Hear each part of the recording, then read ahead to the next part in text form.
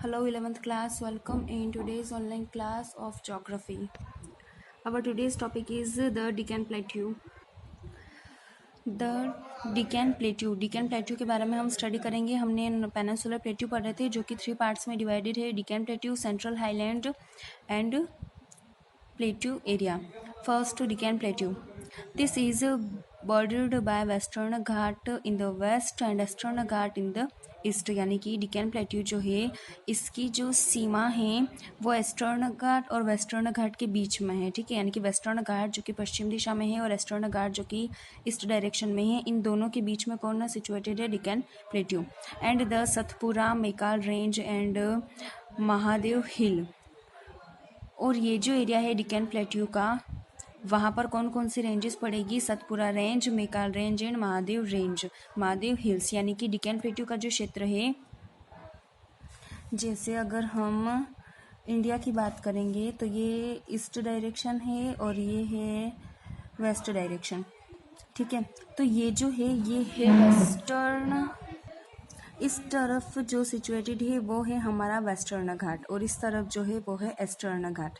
ठीक है, तो जो वेस्टर्न और ईस्टर्न घाट है इनके बीच में ये जो क्षेत्र है, ये जो एरिया है, इस एरिया को हम कहेंगे डेक्कन प्लेट्यू, जहाँ पर सतपुरा, महादेव और मेकाल रेंजेस जो है वो पाई जाती है। यानी कि इसी एरिया के अंदर ये जो एरिया है, यहीं पर एक तो मिडल में between the eastern and eastern Ghat the Deccan plateau is situated.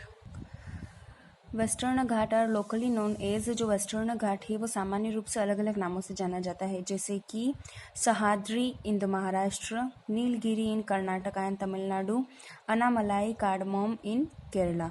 यानी कि जो डेक्कन प्लेट्यू है उसे अलग अलग स्टेट में अलग अलग नामों से जानते हैं। ठीक है, जैसे कि अगर हम महाराष्ट्र की बात करें तो महाराष्ट्र में सहाद्री कहा जाता है, कर्नाटक और तमिलनाडु के अंदर नीलगिरी रेंजेस कहा जाता है, वहीं पर केरल के अंदर कार्डमोम हिल भी बोलते हैं और अनामलाई हिल्स या फिर अनाईमुडी हिल्स भी कहा जाता है। Anamalai it means Anamudi. ठीक है, अनामलाई अनाईमुडी दोनों एक ही बात है। Anamalai is the highest peak of Deccan plateau located on the western Ghat. Anamalai जो है वो वेस्टर्न घाट पर स्थित डेक्कन प्लेट्यू की सबसे जो है हाईएस्ट पीक है, जिसकी लेंथ दे रखी है 2695 kilometre. Most of the peninsular rivers have their origin in the western Ghat. ज़्यादातर जो पेनिनसुलर रिवर्स है इनका ओरिजिन कहाँ से होता है? वेस्टर्न घाट से होता है। जो पेनिनसुलर एरिया है यहाँ पर 2 घाट है, एक तो वेस्टर्न और दूसरा ईस्टर्न, लेकिन ज़्यादातर जो रिवर्स है वो वेस्टर्न घाट से फ्लो करती है। ठीक है, उनका डायरेक्शन ये रहता है, यानी कि यहाँ से तो ओरिजिन करती है और फिर इस तरफ फ्लो करती है, इस टाइप से। Some important hills are such. अब कौन कौन सी मेन हिल्स है देखेंगे तो Javadi hills, Palkonda hills, Nallamala hills and Mahendragiri hills. ये सारी जो हिल्स है, जावेदी, पालकोंडा, नालामाला, महेंद्रगिरी, ये सारी हिल्स जो है इस डेक्कन प्लेट्यू में लोकेटेड है। The eastern and the western ghat meet each other at the Nilgiri hills. यानी कि ईस्टर्न और वेस्टर्न घाट जो है वो एक दूसरे से कहाँ पर मिलते हैं? नीलगिरी हिल्स में। यानी कि ये वेस्टर्न घाट और ये ईस्टर्न घाट, तो जहाँ पर ये मिल रहे हैं, ठीक है, ये जो पोर्शन है यहाँ पर जो पहाड़ है, जो पहाड़ इन दोनों को मिला रहा है, उस रेंज का नाम है, उस पीक का नाम है नीलगिरी। ठीक है, यहाँ तक का मैटर आपको समझ में आया होगा कि डेक्कन प्लेट्यू जो है वो वेस्टर्न घाट और ईस्टर्न घाट, यहाँ तक आपको समझ में आया होगा कि जो डेक्कन प्लेट्यू है ये ईस्टर्न घाट और वेस्टर्न घाट के बीच में जो है, ये हम देखेंगे मिडल में लोकेटेड है, मिडल में लोकेटेड है, जहाँ पर ये मिल रहे हैं। देखो ये दोनों यहाँ पर मिल रहे हैं, तो यहाँ पर जो रेंज है उस रेंज का नेम क्या हो जाएगा? अनामलाई रेंज। अब यहाँ पर नीलगिरी रेंज पर जो है ये दोनों मिलते हैं नीलगिरी की पहाड़ी पर। अब इसे जो है अलग अलग एरिया में अलग अलग नाम से जाना जाता है। जैसे अगर ये महाराष्ट्र स्टेट की बात करेंगे तो महाराष्ट्र में कहा जाता है सहाद्री। वहीं पर अगर हम कर्नाटक और तमिलनाडु की बात करेंगे तो यहाँ कर्नाटक में कहते हैं नीलगिरी, फिर केरल में कहते हैं अनामलाई। इस टाइप से जो डेक्कन प्लेट्यू है वो क्या है? सेंट्रल वाइज भी डिवाइडेड है। सेकंड हम देखेंगे द सेंट्रल हाईलैंड, यानी कि मध्य का जो भाग है, मध्य में जो पठार है सेंट्रल में, उसके बारे में। They are bounded by Aravalli range in the west. यानी कि जो सेंट्रल हाईलैंड है इसकी सीमा किससे पड़ रही है? जो अरावली रेंज है वेस्ट में, उससे। ये हम देखेंगे तो देखो प्लेट्यू का जो ये वाला पोर्शन है ये कहाँ है, यहाँ पर जो है अरावली रेंज सिचुएटेड है राजस्थान में, ठीक है। तो इस अरावली रेंज जो है ये इसकी एक तरह से बॉर्डर बना रही है, इसीलिए ये लाइन कही गई है कि they are bounded by the Aravalli hills in the west. West में अरावली हिल्स इसकी बाउंड्री बना रही है। This forms the northernmost boundary of the Deccan plateau. और ये क्या करती है, द सेंट्रल हाईलैंड जो है वो डिक्कन प्लेट्यू की नॉर्थ में जो है बाउंड्री बनाती है, यानी कि उत्तर में जो पूरा पेनिनसुलर प्लेट्यू है, ये जो पूरा पेनिनसुलर प्लेट्यू है ये इसकी नॉर्थ डायरेक्शन है। और इसकी नॉर्थ डायरेक्शन में जो है ये क्या है, बाउंड्री है, जो बाउंड्री किससे बन रही है, द सेंट्रल हाईलैंड से डिक्कन प्लेट्यू की जो बाउंड्री है वो बन रही है। इसका सब्जेक्ट है the central highland. The central highland forms the northernmost boundary of the Deccan plateau, जो कि मैंने अभी आपको मैप में बताया, ठीक है। नेक्स्ट लाइन है, the extension of the plateau can be seen as far as Jaisalmer in the west. This extension of the plateau can be seen as far as Jaisalmer in the west, where it has been covered by the latitude sand ridges and crescent-shaped sand dunes called barchans. यानी कि जो central highland है इसका जो extension का मतलब फैलाव, ठीक है, इसका जो फैलाव है वो जो है जैसलमेर तक फैला हुआ है ये, ठीक है। अब जैसलमेर में जैसा कि आप सब जानते हैं नॉर्मली वहाँ पर तो सैंड एरिया है, वहाँ पर तो पठार नहीं है। तो जैसलमेर में इसके एक्सटेंशन से मतलब है in the west where it has been covered, जहाँ पर ये जो सेंट्रल हाईलैंड है वो किससे कवर्ड है, अपने अक्षांशीय विस्तार के कारण रेत के टीलों से कवर्ड है। रेत के टीले जो है कैटसन शेप्ड का मतलब अर्धचंद्राकार आकार, हाफ मून शेप जो होता है इस टाइप से, इसे कहा जाता है कैटसन शेप्ड, ठीक है। यानी कि जो सेंट्रल हाईलैंड है ये वेस्टर्न में जैसलमेर तक फैला हुआ है by covered by longitude sand dunes, यानी कि रेत के टीलों से, या फिर कार्सन शेप्ड सैंड ड्यून्स, यानी कि अर्धचंद्रमा के आकार के जो रेत के धोरे होते हैं उनसे बने हुए हैं, उनसे कवर्ड है, जिसे क्या कहा जाता है, बारकान कहा जाता है। तो ये बारकान की डेफिनेशन भी है, ठीक है। Central highland is 700 to 1000 metre above from the sea level, यानी कि ये जो समुद्र है, ठीक है, ये सी पोर्शन अरेबियन सी है, यहाँ से सेंट्रल हाईलैंड का जो डिस्टेंस है, ये जो दूरी है, ये दूरी कितनी है, 700 से 1000 metre. Banas is the only tributary of Chambal river that originates from the Aravalli range. Banas एकमात्र सहायक नदी है चंबल की जिसका ओरिजिन कहाँ से होता है, अरावली रेंज से होता है। ये हमने सेंट्रल हाईलैंड जो है उसको भी कंप्लीट कर लिया। Next we will see the northern east plateau. The northwestern plateau. It is believed that due to the force exerted by the northwestward movement of the Indian plate at the time of the Himalaya origin, यानी कि जब हिमालय का उद्भव हुआ था उस वक्त Indian plate जो है उसमें जितनी भी गतिविधियां हुई थी नॉर्थवार्ड से, उन गतिविधियों के परिणाम स्वरूप, उन गतिविधियों का जो रिजल्ट रहा उन सारे मूवमेंट्स का, उसी से क्या हुआ, उसी के फोर्समेंट से जो है नॉर्थ ईस्टर्न प्लेट्यू जो है इसका जो है फॉर्मेशन हो गया। A huge fold was created between the Rajmahal hills and Meghalaya plateau. Rajmahal की पहाड़ियों और मेघालय के पठार के बीच में जो है काफ़ी बड़ा गर्त बनाया गया था। The Meghalaya Himalayas further divided between the three parts. जो मेघालय हिमालय है, मेघालय प्लेट्यू है, मेघालय रेंजेस हैं, उन्हें भी वापस 3 भागों में बांटा गया है। कौन कौन से भाग हैं देखो, the Garo hills, second the Ghasi hills and Jaintia hills. जो मेघालय हिमालय है उसके ये 3 पार्ट्स है, गारो हिल्स, खासी hills and Jaintia hills. The Meghalaya plateau is rich in minerals. जो मेघालय प्लेट्यू है ये मिनरल्स में काफ़ी रिच है, यानी कि यहाँ पे जो है काफ़ी प्रकार के खनिज जो है वो पाए जाते हैं। कौन कौन से, अगर हम मेन मिनरल्स की बात करेंगे तो कोल, आयरन, लाइमस्टोन, यूरेनियम, कोयला, लोहा, लाइमस्टोन का मतलब चूरा, और यूरेनियम, ठीक है। यानी कि मेघालय जो है, मेघालय प्लेट्यू में जो है रिच है, समृद्ध है मिनरल्स में भी, कोल, आयरन, लाइमस्टोन, यूरेनियम, इस टाइप से जो है काफ़ी मिनरल्स भी यहाँ पर पाए जाते हैं। अब तक हमने जो चैप्टर पढ़ा उसमें हम हिमालय रेंजेस के बारे में पढ़ चुके हैं, नॉर्थर्न प्लेन एरिया के बारे में हमने स्टडी कर लिया है, और डिकेन जो पेनिनसुलर प्लेटू है इसके बारे में भी हम स्टडी कर चुके हैं। अब हमारा जो फोर्थ फीचर है वो फोर्थ फीचर है the desert which is also known as Thar desert and मरुस्थल। Okay, the Thar desert is located in the north west part of the nation. ये नॉर्थ डायरेक्शन है, ये वेस्ट डायरेक्शन है, तो हम जो है थार डेजर्ट का लोकेशन क्या बताएंगे, north west, northern west direction. It spreads in 4 states, Punjab, Haryana, Rajasthan and Gujarat. Starts from Haryana and move towards run of Kutch. जो थार डेजर्ट है ये जो है इंडिया की 4 स्टेट्स में वाइड है, ये इंडिया में नॉर्थ वेस्टर्न पार्ट में लोकेटेड है। 4 स्टेट्स के नाम है पंजाब, हरियाणा, राजस्थान और गुजरात, इन स्टेट्स में फैला है। ठीक है, अब हम इसको थ्योरेटिकली मैटर में देखेंगे।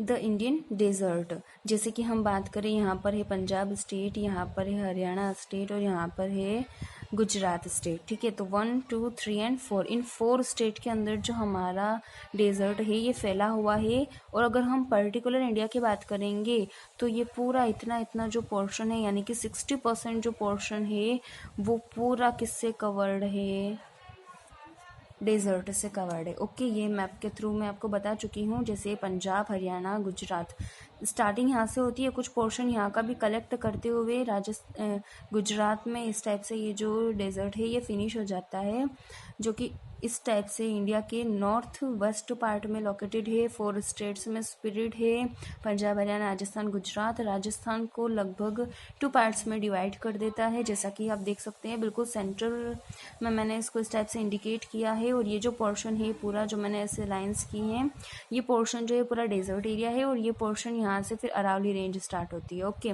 तो ये पोर्शन जो है थार डेजर्ट कवर कर रहा है। To the northwest of the Aravalli Hills lies the desert. Aravalli जो हिल्स है, ये अरावली जो हिल्स है, इन अरावली हिल्स के नॉर्थ ईस्ट, ठीक है, ये जो भाग है यहाँ पर जो है क्या है, लाइज है desert. This origin receives lowest rainfall. This area receives highest sorry there is a mistake, lowest. This area receives lowest rainfall from west monsoon. जो डेजर्ट एरिया है यहाँ पर जो है वेस्ट मानसून से जो है रेनफॉल होता है और लोएस्ट रेनफॉल होता है। इट हैज़ एरिड क्लाइमेट, यहाँ पर क्लाइमेट कैसा है, एरिड। एरिड का मतलब होता है शुष्क, ठीक है, विद लो वेजिटेशन। वेजिटेशन का मतलब वनस्पति, पेड़ पौधे, ठीक है, फॉरेस्ट। जो राजस्थान है या फिर थार डेजर्ट है, थार डेजर्ट का क्लाइमेट है एरिड क्लाइमेट है with low vegetation. Thar desert also known as marusthal. जो थार डेजर्ट है, जो डेजर्ट है उसे मरुस्थल भी कहा जाता है। On the basis of orientation the desert can be divided into 2 parts. अगर हम इसके उद्भव की बात करेंगे तो हम जो है डेजर्ट को 2 भागों में डिवाइड करेंगे। First, the northern part is sloping towards Sindh. जो नॉर्थर्न पार्ट है वो किस तरफ स्लॉप कर रहा है, ढलान कहाँ है उसका, सिंध की तरफ। और सेकेंड पार्ट है the southern part is sloping towards the Rann of Kutch. और द साउथर्न पार्ट है वो किस तरफ स्लॉप कर रहा है, रन ऑफ कच्छ की तरफ। जैसे अगर हम डेजर्ट एरिया की बात करेंगे, ये राजस्थान स्टेट है, ठीक है, तो ये पंजाब और हरियाणा का जो एरिया है इस एरिया को कहा जाता है सिंध, ठीक है। इसीलिए the northern eastern part is sloping. जो नॉर्थ पोर्शन है, ये नॉर्थ पोर्शन है राजस्थान का, तो राजस्थान के नॉर्थ पोर्शन में जो डेजर्ट है वो किस तरफ स्लॉप कर रहा है, सिंध की तरफ। और साउथ में जो डेजर्ट है वो किस तरफ स्लॉप कर रहा है, रन ऑफ कच्छ यानी कि गुजरात की तरफ। इस टाइप से डायरेक्शन के थ्रू कहा गया है, ठीक है। ये नॉर्थ डायरेक्शन है और पंजाब यानी कि सिंध जो क्षेत्र है वो भी नॉर्थ में लोकेटेड है, इसीलिए क्या कहा है कि जो स्लोप यानी कि ढलान है वो किस तरफ है, सिंध की तरफ यानी कि नॉर्थ की तरफ है। और ये साउथ पोर्शन है, गुजरात साउथ में सिचुएटेड है, that's why this is called as it is sloping towards the Rann of Kutch and Sindh area. The Luni river flowing towards the south. जो लूनी रिवर है वो किस तरफ फ्लो करती है, साउथ की तरफ फ्लो करती है। एक और मैं पॉइंट यहाँ पे आपको बताती हूँ कि डेजर्ट में फ्लो करने वाली जितनी भी रिवर्स हैं वो जो है फॉर एवर नहीं होती है, ठीक है, हमेशा बहने वाली नहीं होती है। उनमें जो वो पानी है वो जैसे मानसून पर डिपेंड होती है, ठीक है। There are some streams which disappear after flowing for some distance. यहाँ पर ऐसी भी कुछ स्ट्रीम्स का मतलब यहाँ पर रिवर्स है, कुछ ऐसी भी रिवर्स है जो कि कुछ दूरी पर फ्लो करने के बाद डिसअपियर हो जाती है and present a typical case of inland drainage bye joining a lake और पलाया। फर्स्टली मैं आपको कुछ वर्ड्स बता देती हूँ। इनलैंड ड्रेनेज एंड पलाया, ये दोनों वर्ड्स जो है इनके मीनिंग मैं आपको बताती हूँ। ड्रेनेज का मतलब the complete flow of river is called drainage from origin to fall, ठीक है। The complete flow of a river is called drainage. अब हम यहाँ बात कर रहे हैं इनलैंड ड्रेनेज की, ठीक है। तो अगर हम नॉर्मल ड्रेनेज वर्ड की बात करेंगे तो ड्रेनेज वर्ड जो है कंप्लीट फ्लो ऑफ रिवर, ठीक है। ड्रेनेज के जो है 3 पार्ट्स हैं, ठीक है। 2 तो आपको पता ही हैं, Arabian Sea drainage, Bay of Bengal में ड्रेनेज, और तीसरा है आपका इनलैंड ड्रेनेज, ठीक है। अरेबियन सी ड्रेनेज, ये वो रिवर्स जो कि अरेबियन सी में गिर जाती है उसे कहा जाता है अरेबियन सी ड्रेनेज। वो रिवर्स जो कि बे ऑफ बंगाल में गिर जाती है उन्हें कहा जाता है bay of Bengal drainage, okay. But rivers which does not fall in any ocean in any sea is are they are included in inland drainage. यानी कि कुछ रिवर्स अरेबियन सी में गिर जाती है तो वो अरेबियन सी ड्रेनेज सिस्टम में इंक्लूड होती है। कुछ बे ऑफ बंगाल में गिर जाती है, फॉल हो जाती है, तो वो drainage system of Bay of Bengal में इंक्लूड हो जाएगी। बट कुछ रिवर्स जो होती है वो क्या करती है, वो उनका ओरिजिन तो होता है लेकिन ओरिजिन के बाद वो किसी ओशियन में, किसी सी में जो है फॉल करने की, गिरने की बजाय, मर्ज होने की बजाय क्या करती है, किसी लेक में गिर जाती है, ठीक है। जैसे कि हम बात करें, माना कि ये नदी जा रही है और यहाँ पर जो है पिछोला लेक है और इस पिछोला लेक में वो नदी जो है वो गिर गई, तो क्या ये रिवर जो है अरेबियन सी में गई? नहीं गई। बे ऑफ बंगाल में गई? नहीं गई। तो ये कहाँ गई है? ये एक लेक में गई है, पिछोला लेक में। तो ये जो ड्रेनेज कहा जाएगा, ये ड्रेनेज क्या कहा जाएगा? Inland drainage. यानी कि रिवर जो है इस इनलैंड ड्रेनेज के अंदर किसी भी ओशन वगैरह में नहीं गिरेगी, ठीक है। या तो वो डिसअपियर हो जाएगी, यानी कि उसका पानी सूख जाएगा, ठीक है, ड्राई हो जाएगा, या फिर वो किसी लेक में गिर जाएगी, या फिर पलाया में गिर जाएगी, तो इसे हम क्या कहेंगे? Inland drainage. तो आपको ये इनलैंड ड्रेनेज यानी कि अंतः प्रवाह क्षेत्र हिंदी में कहे तो ये आपको समझ में आ गया होगा। इसमें रिवर्स जो है किसी लेक या पलाया में गिरती है, किसी ओशियन में नहीं गिरती है, ठीक है। Next we talk about playa. Playa जो होता है एक टेम्पररी जो है लेक होती है। जैसे कि ये रेत के टीले हैं, ठीक है, हवा आई, विंड्स ब्लो कर रही है, तो ये रेत का टीला जो है यहाँ से रिमूव होकर यहाँ आ गया, ठीक है। और यहाँ एक और है, तो ये बीच का जो भाग है, ये जो सेंट्रल मिडिल पोर्शन है, यहाँ पर जो है रेनी सीजन में पानी जो है वो क्या हो जाता है? कलेक्ट हो जाता है। तो इस टाइप से बनने वाली जो लेक्स होती है उसे क्या कहा जाता है? पलाया, ठीक है, जो कि टेम्परेरी होती है। जैसे मानसून सीजन है, रेन हो रहा है तो यहाँ जो है पानी है, जैसे मानसून सीजन चला जाएगा यहाँ से पानी क्या हो जाएगा? हट जाएगा। इसलिए क्या है? टेम्परेरी है। देर आर सम स्ट्रीम्स, यहाँ पर कुछ ऐसी नदियाँ हैं, स्ट्रीम्स है which disappear after flowing for some distance, जो कि कुछ दूरी पर फ्लो करने के बाद क्या हो जाती है? डिसअपियर हो जाती है। And present a typical case of inland drainage, या फिर इनलैंड ड्रेनेज के अंदर क्या हो जाती है? मर्ज हो जाती है बाय जॉइनिंग अ लेक और पलाया, या तो किसी लेक में गिर जाएगी या पलाया में गिर जाएगी और इनलैंड ड्रेनेज के अंदर इंक्लूड हो जाएगी, ठीक है। ये प्रोसेस है। Next we talk about the coastal plains. अब हम जो हैं कोस्टल प्लेन यानी कि तटीय क्षेत्र के बारे में बात करते हैं। Coast is divided in 2 parts. जो कोस्ट है उसे भी 2 भागों में बांटा है, east coast and west coast. East portion में स्थित तट और वेस्ट कोस्ट में स्थित तट। जैसे हम बात करते हैं इंडिया के पूरे स्ट्रक्चर की, तो वेस्ट डायरेक्शन में है अरेबियन सी और ईस्ट डायरेक्शन में है बे ऑफ बंगाल, ठीक है। तो इस तरफ भी एक कोस्ट है, इस तरफ भी एक कोस्ट है, इसीलिए जो कोस्ट है उसको 2 भागों में जो है डिवाइड कर दिया है, western coast and eastern coast. After then it is further divided into different parts as I can C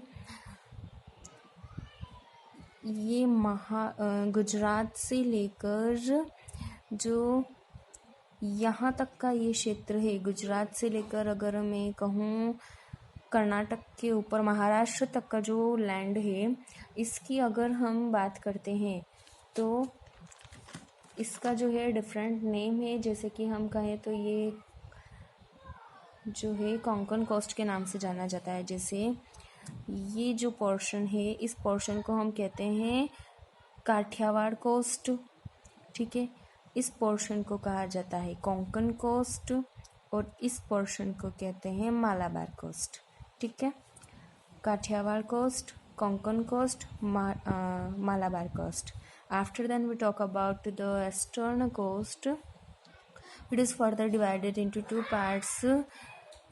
waste Bengal से लेकर आंध्र प्रदेश तक, मिड आंध्र प्रदेश तक का जो पार्ट है इसे कहा जाता है northern Circars. After than mid Andhra Pradesh से लेकर तमिलनाडु तक का जो पार्ट है उसे कहा जाता है कोरोमंडल कोस्ट। ओके, इस टाइप से जो ये कोस्ट है इसकी डिवाइड किया है। The coastal plains coast is divided in two parts, east coast and west coast. Dwarka city is situated on the west coast under water. Dwarka city जो है, ऐसा माना जाता है कि द्वारका सिटी जो है वो वेस्टर्न कोस्ट पर सिचुएटेड है, लेकिन क्या है, पानी के अंदर डूब गई है, पानी के अंदर है वो। Kandla, Mazagon, Cochin are some major sea ports located at western coast. यानी कि पश्चिमी तट पर स्थित जो सी पोर्ट्स हैं उनमें से कांडला, मजागोन, कोचीन जो है इम्पोर्टेंट है। Extending from Gujarat to Kerala the west coast is divided into two parts. अगर हम गुजरात से लेकर केरल तक के पार्ट की बात करें तो जो है वेस्ट कोस्ट इससे जो है अलग अलग पार्ट्स में डिवाइड किया है, A, B and C. A, Kutch and Kathiawar coast in Gujarat, Kutch and Kathiawar coast in Gujarat, Konkan coast in Maharashtra, गौन Malabar coast. Malabar coast, which is also known as Goan coast, is located in Karnataka and Kerala. Every year, the famous Nehru Vallamakkali boat race is held in Punnamada Kayal in Kerala. हर साल क्या होता है, एक boat race होती है केरल के अंदर जो है इस मालाबार कोस्ट के बैंक यानी कि किनारे पर। As compared to the western coastal plain, अगर हम वेस्टर्न कोस्टल प्लेन से कंपेयर करें ईस्टर्न कोस्टल प्लेन को, is border and is an example of an emergent coast, emergent coast. यानी कि अगर हम वेस्टर्न कोस्ट को ईस्टर्न कोस्ट से कंपेयर करेंगे तो यह क्या है, ज़्यादा जो है व्यस्ततम माना जाता है। There are well developed deltas here, क्योंकि जो वेस्टर्न कोस्ट है वहाँ पर क्या है, काफ़ी विकसित जो है डेल्टा पाए जाते हैं, formed by the rivers flowing eastward in the Bay of Bengal, जो कि बे ऑफ बंगाल में फॉल करने वाली रिवर्स के थ्रू बनाए गए हैं। This include the deltas, there are well-developed deltas here formed by the rivers flowing eastward into the Bay of Bengal. This include the deltas of Mahanadi. अब कौन कौन सी रिवर बना रही है, तो Mahanadi, the Godavari, the Krishna, the Kaveri, ये जो रिवर से ये डेल्टा बनाती है। Because of its emergent nature it has less number of ports and harbours, इसीलिए यानी कि डेल्टाज जो बने हुए हैं इसी वजह से यहाँ पर जो है ज़्यादातर बंदरगाह, सीपोर्ट वगैरह नहीं बनाए गए हैं। The Continental shelf x tends up to 500 km into the sea, which makes it difficult for the development of good ports and harbor. ये जो डेल्टाज हैं इनकी जो गहराई है वो लगभग 500 किलोमीटर है, इसी वजह से यहाँ पर जो है किसी भी तरह का पोर्ट या हार्बर बनाना जो है वो काफ़ी जो है डिफ़िकल्ट है। Name some ports on the eastern coast, आपको जो भी पता है उन ईस्टर्न पोर्ट्स पर बनने वाले पोर्ट्स उनके जो है नेम है, अपनी लिस्ट प्रिपेयर कीजिएगा। Our sixth and last feature is the islands, यानी कि द्वीप समूह। There are two major island group in India, भारत में जो है दो मेजर आइलैंड ग्रुप हैं। First is Andaman and Nicobar, Bay of Bengal में सिचुएटेड है, and the second is Lakshadweep which is situated in the Arabian Sea. Andaman and Nicobar island consist 572 islands. जो Andaman Nicobar island है इसके अंदर लगभग 572 जो छोटे छोटे द्वीप हैं वो सिचुएटेड है। Andaman separates from Nicobar. अंडमान जो है, अंडमान और निकोबार, इन दोनों को, ये दोनों आपस में सेपरेट हैं by the water body called 10 degree channel. Andaman और निकोबार दोनों जो आइसलैंड्स हैं, इन दोनों को सेपरेट करती है एक वाटर बॉडी जिसका नाम है 10 degree channel. This island receives moderate rainfall. Moderate का मतलब मध्यम, ना तो कम ना ज़्यादा, ठीक है। ये जो आइलैंड है यहाँ पर मॉडरेट रेनफॉल होता है। एक्वेटोरियल टाइप ऑफ वेजिटेशन, एक्वेटोरियल से मतलब है उष्णकटिबंधीय, ठीक है। उष्णकटिबंधीय वेजिटेशन यहाँ पर पाई जाती है। This islands of the Arabian sea includes Lakshadweep and Minicoy. Arabian sea में कौन सा आइलैंड सिचुएटेड है, तो वो है Lakshadweep and Minicoy. This island are located at a distance of 280 to 480 kilometre of the Kerala coast. यानी कि जो लक्षद्वीप आइलैंड है ये केरल के कोस्ट से, केरल कोस्ट से लगभग 280 से 480 किलोमीटर जो है दूरी पर स्थित है। There are approx 36 islands of which 11 were inhabited. जो लक्षद्वीप आइलैंड्स हैं, यहाँ पर टोटल 36 आइलैंड्स हैं, छोटे छोटे आइलैंड्स हैं, ठीक है। उन 36 में से 11 आइलैंड्स ऐसे हैं जिन पर जो है लोग निवास करते हैं। Minicoy is the largest island with an area of 453 kilometre square. Minicoy जो है वो सबसे बड़ा आइलैंड है जिसका एरिया कितना है, 453 kilometre square. In this chapter, we have read about the physical features of India such as northern mountain range, northern plain, Thar desert, Deccan plateau, coastal plains, and a group of islands. Northern plains, which have its three layers. First is outer Himalaya, Himadri, Greater Himalaya. Second is Himachal and Middle Himalaya, and third is lower Himalaya and Shivalik range. Northern plain, which is divided into two parts, Brahmaputra plain and Ganga plain. Third is Thar desert, which is also known as the Great Thar Desert, Indian Desert, and Marusthal, located at northwest direction of India. Deccan Plateau, which is also known as Peninsular Plateau, Southern Plateau, divided into three parts, the Central Highland, Deccan Plateau, and Northeastern Plateau. And last, coastal plain. Coastal plain is further divided into two parts, east coast and west coast. The west coast is divided into three parts, Kathiawar coast, Konkan coast, Malabar coast. And the east direction is divided into two parts, northern Sirkaz and Coromandel coast. Group of islands. In India there are two group of islands, Andaman and Nicobar Island, which is situated in Bay of Bengal, and Lakshadweep Island, which is situated in Arabian Sea. In this way our chapter is finished. हमारी आज की class और chapter दोनों ही finish होते हैं। इस chapter का work आप लोगों को जो है एज PDF मिल जाएगा। अगर हम टेस्ट की बात करें तो टेस्ट में आप लोगों के चैप्टर नंबर 1 और चैप्टर नंबर 2 ज्योग्राफी से फर्स्ट और सेकंड चैप्टर आएंगे। इन चैप्टर्स में मैं आपके वेरी शॉर्ट और मैप ये क्वेश्चंस दूंगी, ठीक है। Very short and map. Very short जिनके आंसर लगभग आपको 1 और 2 लाइन में लिखने होंगे, शॉर्ट जिनके आंसर लगभग 5, 6 या 7 लाइन में हो सकते हैं, और मैप होगा इंडिया का, ठीक है, जिसके लिए आपको अपने पास मैप ला के रखना होगा। अब अगर हम बात करते हैं पेपर की, तो पेपर में मैं आपको जो आपके टेक्सचुअल क्वेश्चंस है वो तो दूंगी ही, लेकिन उसके अलावा जो मैंने आपको पढ़ाया है आपकी बुक से, आप सेल्फ स्टडी भी कीजिएगा और बुक के अंदर से इंटरनल क्वेश्चंस भी आपको दिए जाएंगे। ओके, इस चैप्टर को अच्छे से अपने बेस पर वापस रीड करना। Thank you.